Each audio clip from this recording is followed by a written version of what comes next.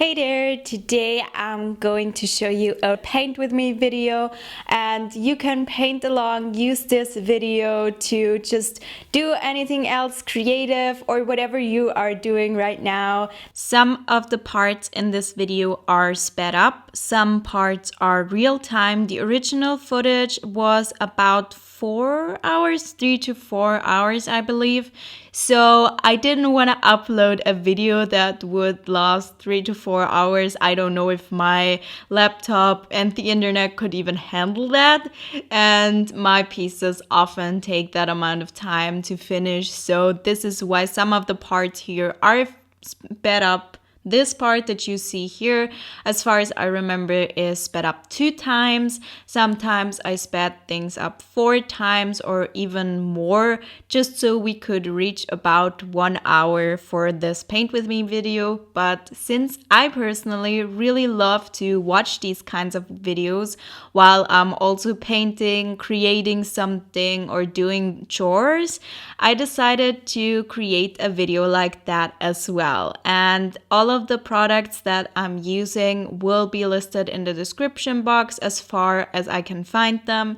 The watercolor palette that I'm using is a custom watercolor palette. So I used an Arteza watercolor palette and put some of my other brands of watercolors in there, and I really love to create custom palettes like that.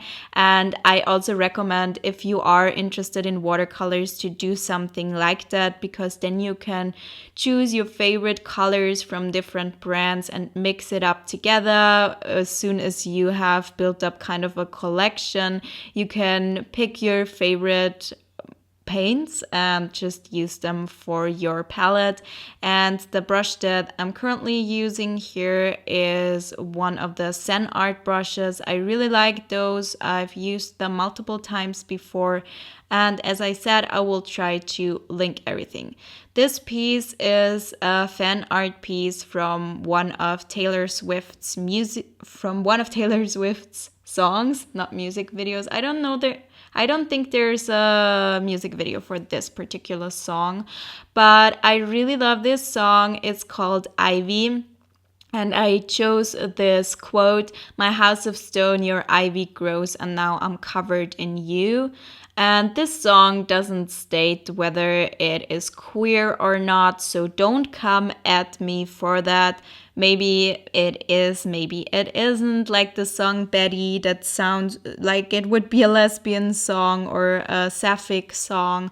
But then one of the last lines states that it is in the perspective of a straight man singing about a girl, but Taylor Swift sings as the man. So overall, it's not gay in the end. And honestly, it kind of bothers me in a way, but also I don't care. We don't have a lot of very good sapphic music. I really love Hayley Kiyoko, but it has been a while since she came up with new music. And Taylor Swift has been creating and publishing so much music lately. And I really love her new albums, but I also love the older music. I was a fan even when I was 15, and all of the old songs were out there. So I've been loving her music for a while now, and so I really love her songs. That's what I'm saying here. Essentially, I'm just rambling about this, but I think that the lyrics in Ivy can easily be understood in a queer context, because the person in the song sings that she or they are tied to someone, but their heart belongs to someone else. So they're married to someone, but their heart belongs to someone else. And I think this song is so sapphic because it gives me all the cottagecore vibes, And I've always wanted to create a piece like that ever since I heard the song for the first time, and I just love the melody. And in my mind, this is a love story between those two women, and they love each other, but unfortunately one of them is married to a man, and they're living in this time where it was really hard to be openly gay, or it was impossible. So this is just my interpretation of this. And also I turned the person on the left side. Even though my reference picture was of two white people, I made this person black. So I painted their skin in a darker color because I thought it would just look way better like that, give me more contrast. Also, I wanna give more representation to people who are not white, essentially people of color. And I switched the person who was in my reference picture white and changed their skin tone. And I know that's not the best idea always because it gives you different proportions, and I don't know, maybe it looks like a white person with dark skin, or maybe it looks like okay. I hope that it looks okay. And I just tried my best with this. It's really hard to find reference pictures of sapphic couples where at least one of them is black. I've found pictures, but they're really hard to turn into something. So I'm making the best of what I have. And the reference picture for this is from the site Pexels, which is a free stock photo site where you can use those pictures as references and you don't have to give credit or anything.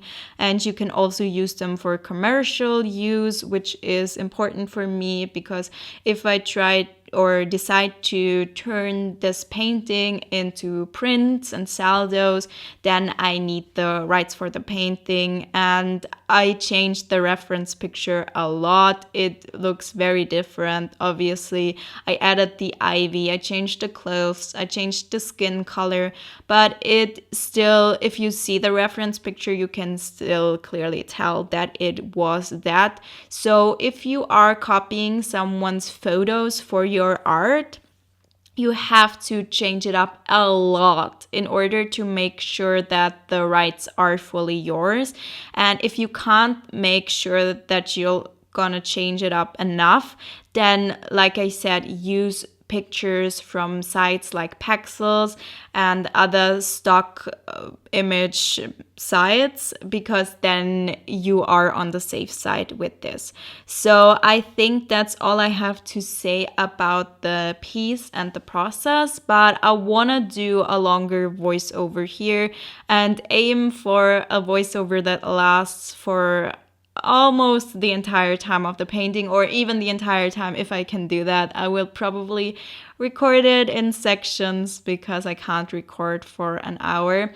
But I personally really hate this when I watch Paint With Me videos and then the person doesn't do a voiceover or just stops recording a voiceover and there's just music, because in my opinion, then I could have just listened to music instead, because I'm always painting something or doing something along with the person.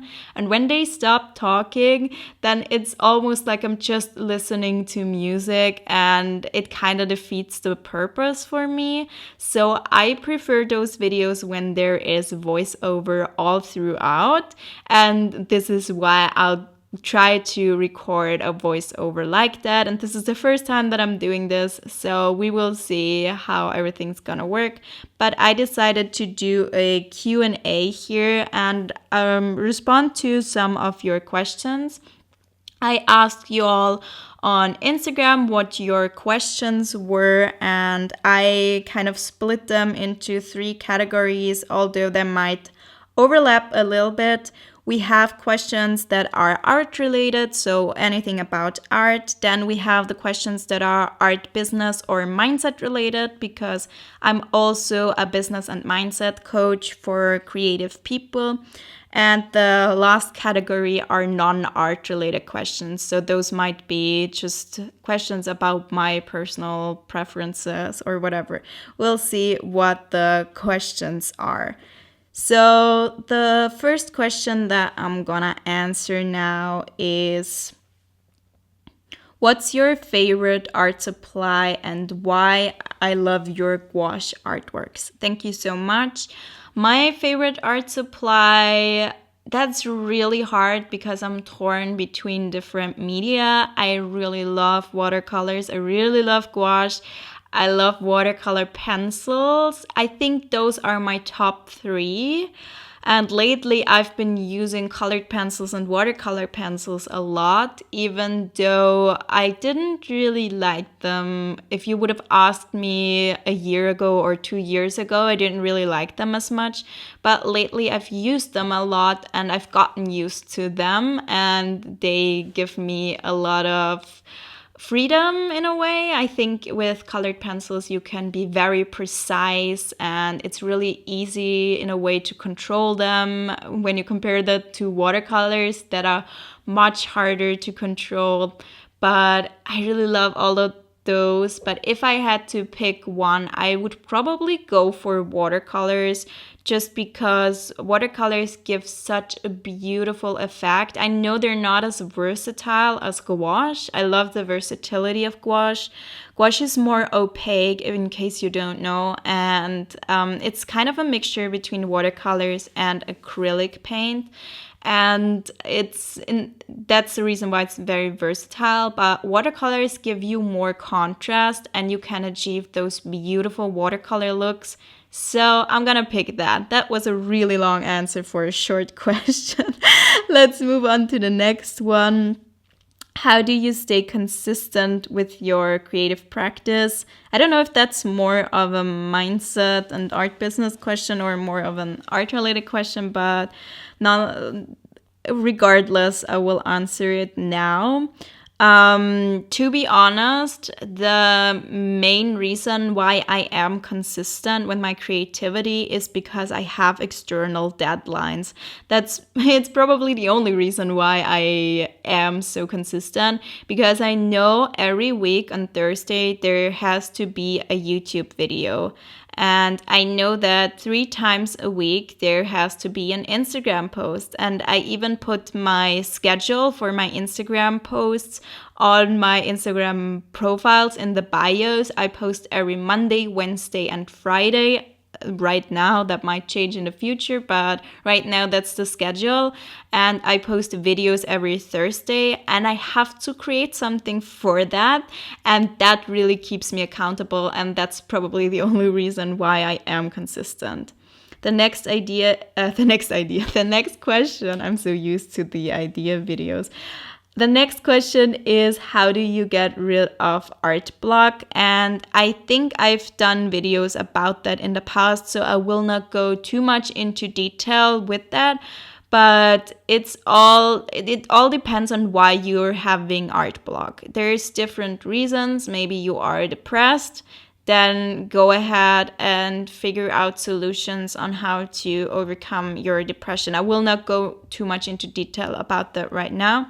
And if you are putting too much pressure on yourself, for example, then try to loosen up and try to do super easy paintings and follow some tutorials, or just do mindless doodles and take the pressure off. If you are not inspired, then try to just create something, and motivation or inspiration might kick in later on.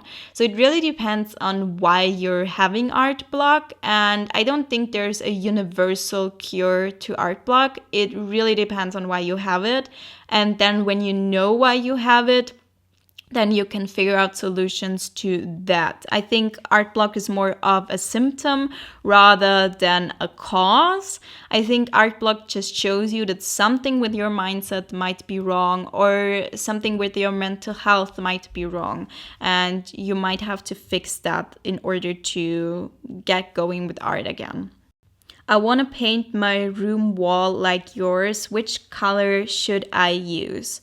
So I have a mural in my art studio. You can see it in my art studio setup video. And I also posted that on Instagram, the mural. And I also had a mural in the old apartment, and I just used acrylic paint. It works really well. I just used rather cheap craft acrylic paint. So don't use your most fancy paints for that. And you don't have to get expensive wall paint. Just when you're using acrylic paint, make sure that you're not using it too thickly, because if you're using heavy body acrylic paint and a thick layer of it, then it might be really hard to cover that up later on, and you might have to sand it down before covering it up again. So just make sure that your layers aren't too thick. But other than that, acrylic paint works really well. It lasts for, I don't know how long, but it has lasted for, how long did I live in my old apartment? I think 1.5 years. And it was relatively easy to cover up, even though it was a rather dark color. So I recommend just using acrylic paint. How old were you when you discovered your passion for art? Probably 3 years old or 2 years old. However old I was when I started to be able to hold a pen in my hand. Ever since I can remember, I loved art. When I was in kindergarten, I remember that I did not want to play with the other children. I did not like them whatsoever. And I just sat there and I drew and drew and drew. And looking back at it, my mind is blown that nobody realized that I'm neurodivergent. Nobody saw that as something that's not typical. And I mean, they knew that it was unusual for a child not to be playing and just be drawing all the time, but they never really questioned it. But ever since I can remember, I loved art. And then later on, when I was in school, I kind of lost the passion for that. And then when I went to college, I found it again. So that's been a big journey there. How do you find your inspiration for art every time? I'm pretty sure I have a video around inspiration or motivation or something along the lines of that. And I have to say that inspiration and finding ideas has never, ever been a problem to me. I've never had this problem. I've never looked at a blank page and really had literally no idea what to draw. And I think that might be due to my ADHD. I have so many ideas all the time. And even if I've done something before, I don't mind doing it again because I've probably forgotten already that I did it. So I might just do the same thing over again and not even realize it. So I don't even question my ideas and I just put them to paper. So my biggest advice there is to just use the ideas that you do have, and then you will get more ideas because you're following through on them. Just pick one idea, don't overthink it. Just do it and create something from it and stick with the piece until it's finished, and then you can move on to the next idea. It's just as simple as that. Yeah, it sounds simple, but it might be hard to do. Let's just state it as that. Someone asked how to grow a YouTube channel, and I just wanted to say that I have a specific video about that, and I even have a Skillshare course on how to build a YouTube channel as an artist. So I recommend checking out both of those. You will learn so much in there, and you will have all of the basics covered and even more after watching the video and the Skillshare course. How do you use your imagination and turn a real-life picture into art? I would say in order to become better at this and paint something from your imagination, you first have to copy something. So if you are copying a picture of a tiger, 30 times, you will probably be able to draw a tiger without a reference picture, because at this point you know what a tiger looks like. It might not look as realistic as when you're looking at a reference picture, but after 30 times of drawing a tiger, you most likely know a lot about what tigers look like. So with that example, you can also do that with landscapes, for example. And if you have copied 100 landscapes, it's much easier to then draw a landscape from your head or change a reference picture around. So I'd say in order to get better at this, just copy reference pictures or copy from life and learn that, and then you will also get better to draw from your imagination, because how would you know how to draw something if you have never done it? You need to practice that first. What's your favorite thing to paint right now? I think my favorite thing always has to be plants. I love landscapes because they include plants. I love greenery. I love painting leaves, and I think that's my favorite thing.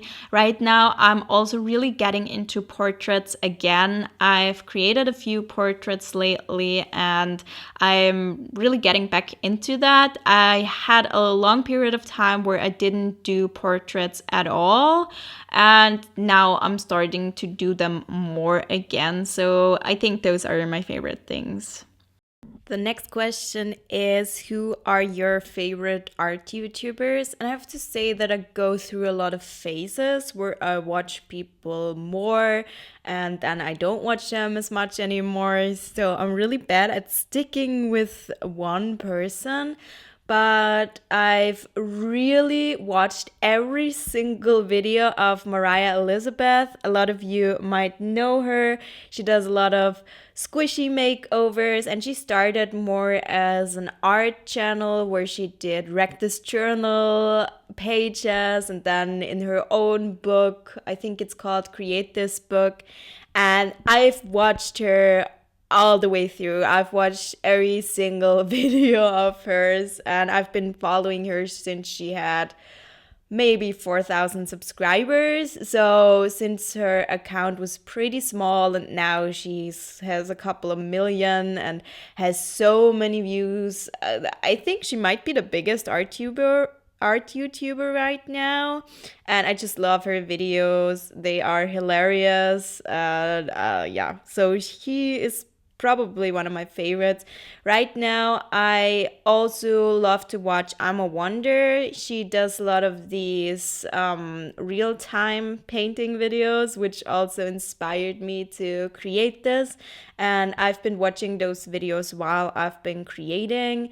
And another YouTuber that I currently really like is Art with M. It's a smaller YouTuber. She has about 20,000 subscribers, something like that right now.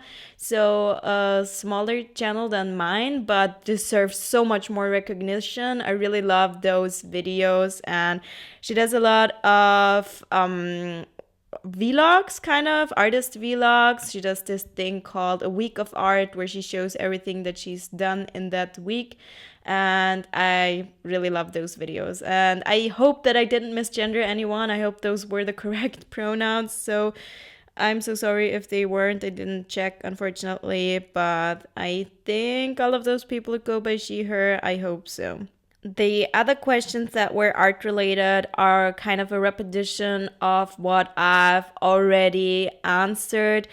So I'm probably not going to answer more of the art related questions. A lot of them have been answered in specific videos.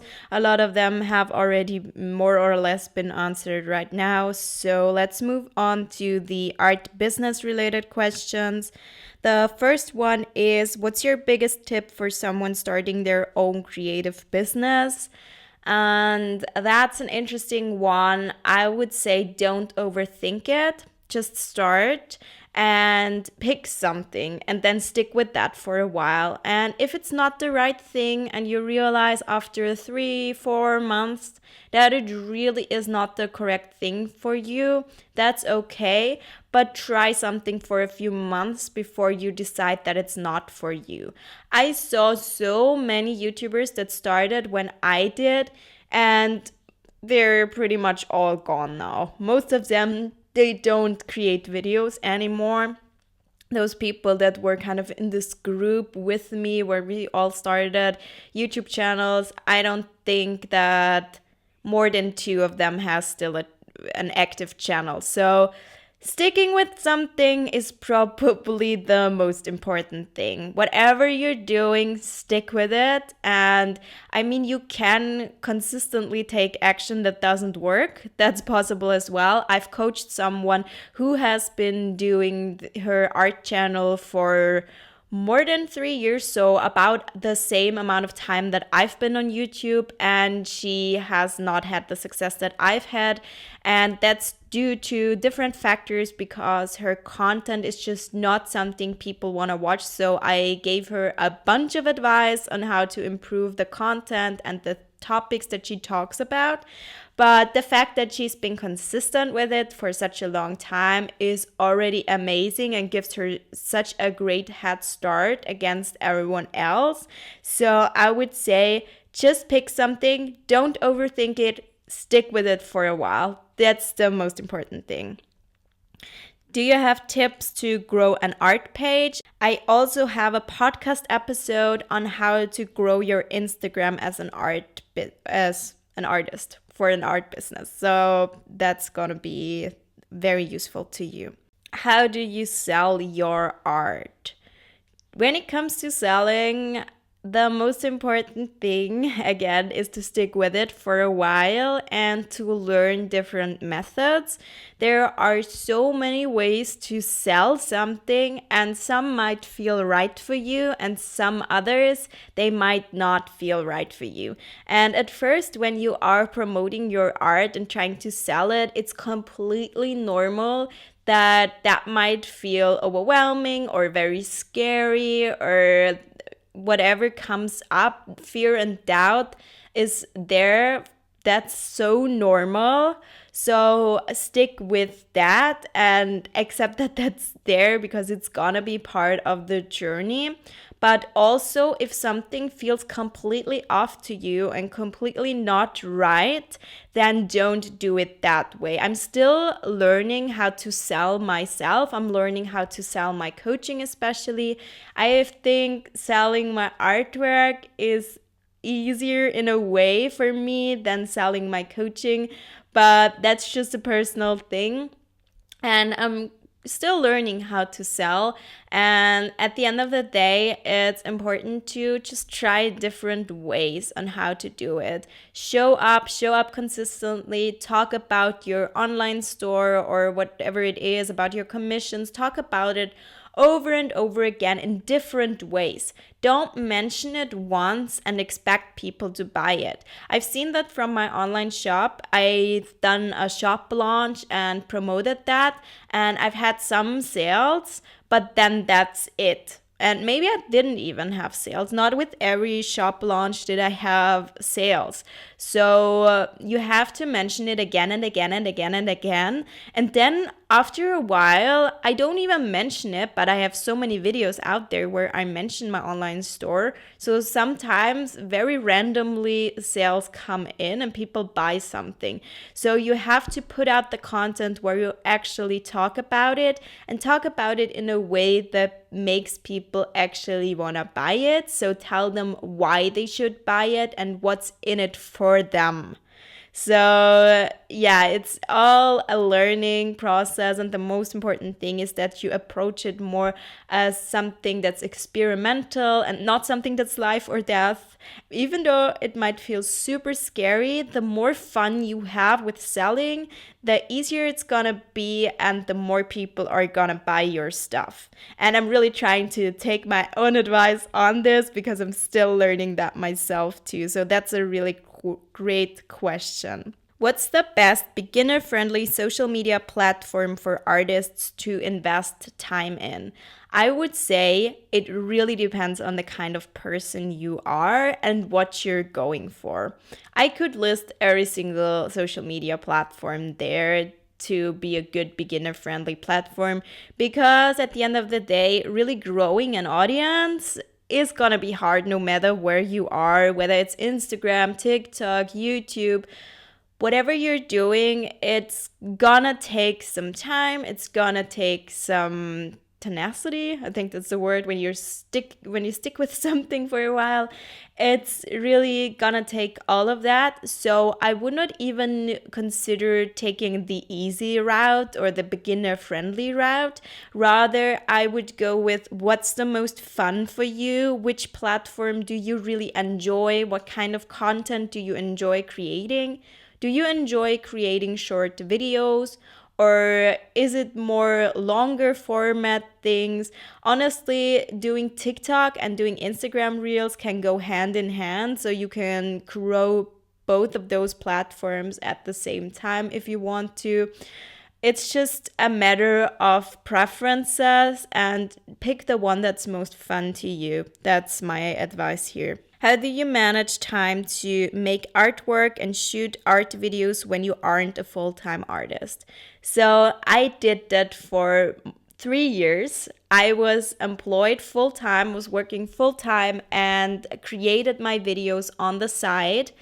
And yeah, it was a lot. I have to admit, it was a lot sometimes. Sometimes it wasn't that much. It really depended on the kind of video that I did and on the stress level that I felt at my full-time job. Because sometimes I was so bored at my full-time job because I didn't have a lot to do. And I came home with so much energy, or I did my work. A lot of the time I did it in the morning and used all of my energy on my business. And then the full-time job was more of the relaxation kind of part where I just spend time just being there and waiting for time to pass, which is not always fun, to be honest. I'd rather work more than less, but it is what it is, and I made the best of it. And so, like I mentioned, a good tactic for me was to set an hour apart every morning. I started work at 8:30 and I got up at around 6:30, I think. So in between getting up, getting ready, going to work, I had about 1 hour every day that I could use for my business. And I used that to paint, record voiceovers, create thumbnails, whatever I had to do. And I also set apart time on Saturday. And then I started taking Sundays completely off, no business things whatsoever. And I've stuck with that for a while now. Usually I'm not working on a Sunday. It's very rare that I will be working on a Sunday. And you're gonna need that clean rest where you can recharge and not work. So make sure that you have that time as well. And then really consciously set aside some time for your business. And for me, the mornings worked really well because in the mornings I still have the energy. And then when I come home after work, sometimes I'm still energized, but not all the time. Quite often I might have felt very drained, especially if it was more of a stressful day. Then I would not have had the energy to, for example, record a voiceover. I only recorded voiceovers in the morning because then I still had the energy. So be more conscious about your time and maybe start a routine if that works for you. I found that routines work really well for me, especially with my ADHD brain. When I know that I do something every single day without any arguments, without kind of questioning it, just doing it, then that helps me so much because it provides me a bit of a structure. And also, it depends on the kinds of videos you make. So some videos didn't take as much time, so I had more free time. And some videos took more time. It depended on the kind of artwork that I created. And when, for example, I had a filled sketchbook and did a sketchbook tour, those videos went super quickly and I didn't have to paint anything. So I tried to schedule the sketchbook videos where I did the tours for the times where I wanted to spend more time with my friends or just do other things. I very consciously thought about when I would do what kind of video. I also did a video about my favorite art supplies that was rather quick, where I didn't have to paint something. And I did those in times where I had to go to a family gathering or whatever that is. So it really depends on the kind of video that you make. And sometimes you're just gonna make a very super easy, quick video and it might get a lot of views, even though you didn't expect it, or it might not, and that's okay too. Just stick with it and try to work with your schedule instead of against it. And also, you have to make a little bit of sacrifices. I don't really like to focus on the sacrifices kind of bit, but it is a little bit so that when I had my deadline and my upload day was on Friday and I didn't have my video finished, I did not go out with friends on Friday. So that was just it. I had to upload that video before I could do something else. It was that important to me, and it has to be very, very important to you as well. But it never really felt like a bad thing. It held me accountable, and I was so proud of myself for keeping up with it. And even though sometimes I worked a lot of hours, I really, really enjoyed building my business. And I'm so grateful that I now get to reap the reward of doing all of that. How did you start your art business? Can you give some tips to the ones who are starting? So I kind of already elaborated on advice to start, and the same thing goes for business as well. Just pick something, stick with it for a while. How did I start? Well, I always wanted to have a YouTube channel. For years, I had already been considering creating a YouTube channel, but I was too scared to do it in a way. I thought that my art wasn't good enough, that my English wasn't good enough, but I also wanted to do the videos in English, but there were a lot of things holding me back. And at one point, I was like, you know what? I'm just gonna do it now. And I had started my full-time job at that point. And after a few months of doing that job, I realized I'm not gonna do this forever. Absolutely not. I would absolutely die if I'd have to do this forever. I knew it would take a lot of time to build a YouTube channel and to build a business from it and to go full time and quit that job. I knew that it would take about 2 to 3 years, and I was prepared for that, and it did take 3 years. And I don't think I could have done it any more quickly without completely burning myself out, and it worked out really well. And so that's what I did. And sometimes my business really helped me get going and helped me with my mental health, because I knew there was something that I was building, something I was working towards. And my full-time job, even though I was really happy with that job in a way, it provided me with so many opportunities. And yeah, it was a really nice chance to do that. It was not something that felt like I would be building towards something, working towards a goal. It was more of a dead-end job in that way. So I love to see it more as a stepping stone and as something that helped me while I was building my business. It helped me financially, it paid my bills, and it provided me with the security that I needed at that time. So I saw it more as that, and that's how I started my business essentially. How can I promote my art business to other people? And I would say it really depends on who you want to promote it to. First of all, get clear on who you want to reach. Who are the people you want to promote your art business to? Is it other artists? Is it people who are generally interested in art but aren't artists themselves? Is it people that you know in real life? Who is your target audience, so to speak? Because it really matters who you're speaking to. I personally do not promote my art business in real life. I mean, I tell people about it. It's not like I don't talk about it, but when they ask me, I tell them, but I don't really promote it. I don't make them watch my channel. I don't really tell people to do that because that's just not my target audience. Some person that I met somewhere or my friends, they're people in my life, but they're not my audience for my channel. So I don't promote it to them. But I did promote my YouTube channel, for example, a while ago when I started. I promoted it a lot in Facebook groups. I created short videos that I could post in Facebook groups, and with those videos I linked to the full version that was on my YouTube channel. And in those Facebook groups I reached other artists because at the time I did a lot of tutorials and things like that. So that was my target audience, and I knew that I would reach them in a Facebook group, but I would not reach my target audience talking to people that I met in real life, for example. So be clear on who you want to reach first of all. That's the first step. And then ask yourself, where are those people? Where do they hang out? And what are they interested in? And then create that content and post it where those people are.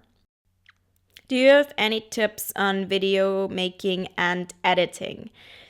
So, one of the most important things is that you are aware that there will be setbacks. I think that's so important because people do not realize that that's normal. You're gonna lose footage, you're gonna have audio that sounds not good or not right, you're gonna have shaky footage. All of that is part of the process, especially when you're starting out. You're gonna create some terrible videos, and the first videos that you're gonna create are probably gonna be bad. And that's okay. That's normal. That happens to everyone. When I look back at my first videos, they were terrible. A lot of them are not on my channel anymore because they were terrible. Also, you won't be good at talking probably if you're not used to that. Your art might not be as good yet. Your editing might not be as good yet. And that's okay. That's the most important thing to know here. Everyone's getting started somewhere. Please don't expect to be good at this right away. YouTube, I saw it more as like I was going to uni or learning how to do a job, because I had to learn so much. And in those 3 years that I built my YouTube channel and my business, I did not just put up content over and over again. I learned how to do it, how to improve it, how to be better, how to improve my footage, how to improve my audio. I learned all of those things in those 3 years, and it really took that amount of time for my videos to be at the level where they are right now, and they're gonna improve more over time. So that's probably the most important things here. When it comes to more of the technical tips, I would say watch some tutorials if you're interested in that. There's so much. I'm sure there is classes on how to edit the videos and do all of that. So really make use of that. And then from there, it's learning by doing. Just publish your videos over and over again, even though they might be bad. It's gonna force you to improve, and you're gonna get better at it then after a while. And also make sure, if you wanna do videos that people, not a video like the one I'm doing right now, but videos that people are gonna watch and they're not gonna do anything else while watching, make sure that those videos are not too boring. Make sure you have different shots or you zoom in and out a little bit, and make sure that your videos are kind of interesting to watch, so they're not boring essentially. And if you're doing a video like this that's more longer format, then I don't think you have to do as much with camera angles and things like that. But we will see how well this video is gonna be perceived, so I still don't know that. So, those are all the art, business, and mindset related questions for today. Now, let's do some of the more personal questions or questions about me that you had. The first one is, can you tell us a bit more about the cat boys, their personalities, favorite food, toy, etc.? Of course, I'd love to talk about my cats. We got them a month, 2 months ago. Time flies by so quickly, and I can't tell anymore. They're about 3.5 or to 4 months old now, so they're very, very active. That's the age where kittens are the most active, and we're going through it right now. And they are little rebels, and they make it their personal mission to cause havoc. And they're not necessarily breaking things, but they're putting themselves in danger in a way. They recently, a couple of weeks ago, ate chocolate, and we had to rush to the emergency vet to take care of that. And so that's what's happening right now. Their favorite food is probably just wet food in general. Most of the time we give them dry food, but sometimes they get wet food as well, and they really, really love that. They just eat it way too quickly. It's like a vacuum cleaner. They just suck it right in. They don't eat, they suck it right in like a vacuum cleaner. And they also really love treats. But yeah, we're trying to have them at a healthy weight so they don't get too many treats. And their favorite toy is a little thing that makes a noise. It has a little bell in it. It's like a fluffy ball with a bell in it, and we put a string on it, and that's their favorite toy. They love it so much right now. They go crazy with that. They also really love the laser. They go crazy for that, and I don't think that they're annoyed that they can never catch it. They just don't care. They run and run and run and run. They have so much energy. And when it comes to their personalities, Sarah, the one is called Serotonin, and his nickname is Sarah. The other one's called Endorphin, and his nickname is Finn. So Sarah is very, very, very active, and he manages to hide in places where he's not supposed to be. He is a full-on disaster. As a cat, he causes so much drama. He's very dramatic, but he is also, I love him so much. He's so cuddly. He loves to cuddle, and I love him so much. I take him everywhere, and he's very he's not shy. Let's put it like that. And he is the dominant one. He is definitely the alpha male because he really keeps Finn in his place. And Finn is a little bit more shy. He does not like to be caught. Sometimes he likes to be cuddled, but not as much as the other one. And he is definitely a little bit more on the shy side, on the introverted side, and he has those puppy eyes almost. He has very, very big eyes, and he has wrapped us around his fingers because he's just so cute and you can't help but love him. But he is a little bit more on the shy side. Not too bad. You can pet him. He does not scratch or bite or anything. Both of them don't do that. I'm so glad. I don't think I've ever been bitten and scratched only in situations where they didn't mean it and it was more of an emergency, or they fell down, or they thought that I had a toy or whatever. So they don't really scratch us on purpose, and they don't bite, so I'm so grateful for that. And they basically let us play with them like little babies, and they don't care, so I love them so much. What's your favorite non-artistic activity other than playing with the kittens?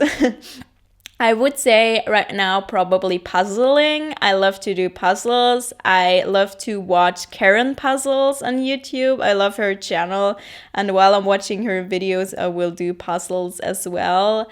And yeah, that's probably my favorite thing right now. And quite often when I'm not working, I will just be watching Netflix or TikTok or something. In my free time, I don't really force myself to be too productive, so I don't create as much. I love to play The Sims every once in a while, but it completely sucks me into that world, so I have to be very, very careful with that because I lose track of reality.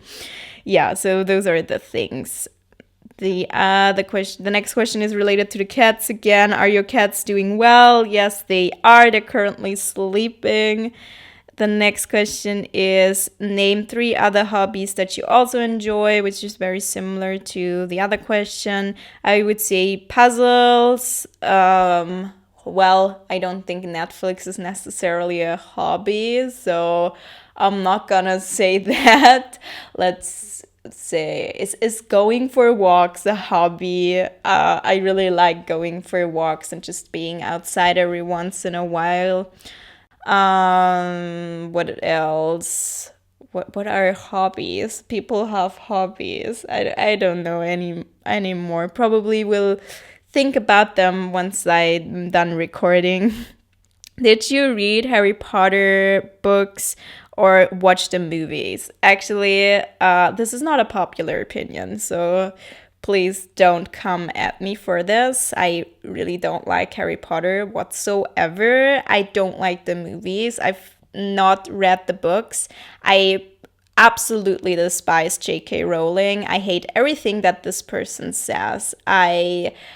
I hate this person so much, and she's very transphobic. And if you are supporting her as a person, then you are transphobic as well. And then this channel is definitely not the place for you. This is a trans-friendly space here. I'm gender fluid, I'm queer. So if you're transphobic or agree with anything J.K. Rowling says or tweets, then please go somewhere else, go to another channel, or just don't watch YouTube whatsoever. Just go. I don't want to deal with you. Just now that I've said all of that, even before that, before all of that happened and before J.K. Rowling started to make very problematic comments, I was never really into Harry Potter. I have a lot of friends who really enjoy it. I have queer friends who enjoy it. So if you enjoy Harry Potter as a fandom and you don't agree with J.K. Rowling, but you still love Harry Potter, I mean, I get it. Even the actors themselves from the movies, they have stated that they don't share J.K. Rowling's opinions. So, I get it. Just try not to support her financially. Don't stream the movies. Don't buy the books unless it's secondhand. And just when you talk about Harry Potter, maybe start with a little bit of a disclaimer telling people that J.K. Rowling is not a good person. So that's kind of my opinion on this. I don't like the movies because they're honestly, I tried to watch, I think 1.5 movies, and I didn't find them interesting, which is interesting because I love all of magical stuff and fantasy worlds and everything, but I think Harry Potter is a little bit too dark in a way for me. I don't know, I love more of the happy magic things that are uplifting, and so Harry Potter never did it for me. That was a very, very long answer to that question. Have you ever visited India? No, I haven't. It is on my list, but my list is very long of countries that I want to visit, and India would be an expensive trip, so I will probably not go there within the next few years, unfortunately, but I know that it's an amazing, beautiful country. So it is somewhere on my list. But the last time that I went on vacation was in 2019. I'm currently not traveling. I'm really waiting for this pandemic to cool down even more. I don't want to travel right now, to be honest. Hope you are safe. And how is the COVID situation in your city? Your videos are great. Thank you so much. Yes, I am safe. I'm well. I'm healthy. I just did a test yesterday, so I don't have COVID. I am also vaccinated, fully vaccinated now. So I'm doing pretty well. My partner's also vaccinated. The situation right now is very interesting, I would say, because it's summertime. Summer is just over right now. And like last year, everything calmed down in summer. And I think it's gonna come again in fall. I'm waiting for the next lockdown, to be honest. We had a lockdown from last December to February or something like that, and since then we have not been in lockdown, but certain stores have opened and closed, restaurants have opened and closed, masks on, off, again all going back and forth. So honestly, at this point, I just take it as it is, and we will see how the situation continues. I think the hospitals are not overwhelmed right now, which is a good thing, but I'm waiting for fall. I don't know how many people got vaccinated, to be honest, so let's see how that goes. What is the last book, movie, or TV show that you read or watched? So the last book that I finished was an audiobook. It's called Faster Than Normal, and it is about ADHD. And even though the author comes from a place of privilege, and I don't fully agree with everything that he says, the book itself is really, really interesting. I loved the audiobook. It was not boring at all. It was very, very interesting. And he just has such a positive approach to ADHD, and that helped me a lot. So really enjoyed it. The last movie I think it was Cruella, actually. We watched that last week. I really liked it, even though I couldn't focus for the entire movie, so I might have missed a few scenes and didn't completely understand the plot. But other than that, I liked it. And the last TV show that I watched was probably I think that was Gilmore Girls, actually. I watched Gilmore Girls yesterday, but that's more because I was alone yesterday, and that's my comfort show that I watch when I need the emotional support, kind of. And other than that, we're currently watching the new season of Real Housewives of Beverly Hills, which is more of a guilty pleasure, I have to say. And we're watching the 5th season right now. So there's that. What's your favorite color? I'd say that's turquoise, definitely. I love green and blue, and the combination of those is my absolute favorite. Where do you live? I live in Austria. That's a country between Germany and Italy, and we speak German, and we have a very interesting dialect, and lots of dialects here. What's your age? I'm 25. What's your dream or goal in life? That's a lot. Honestly, I feel like I'm already kind of living the dream with my art business here. I just want to grow it even more and inspire as many people as I can and help and uplift them. But I'm so grateful to be where I'm at right now. So that was the last question that I'm gonna answer for today. I really hope that you enjoyed this very, very long video. Let me know in the comments down below if you wanna see more of those and give this video a thumbs up. I really need to know whether you want more of these or not, because if it's not well received, I might not do this again, or I might, I don't know. We will see. So really let me know if you wanna watch more of these videos or if you prefer the faster, quicker videos. I'd really, really want to know your real opinion here. So with all of that being said, if you're interested in more videos, please subscribe to my channel. I hope that you're having a nice day, and goodbye.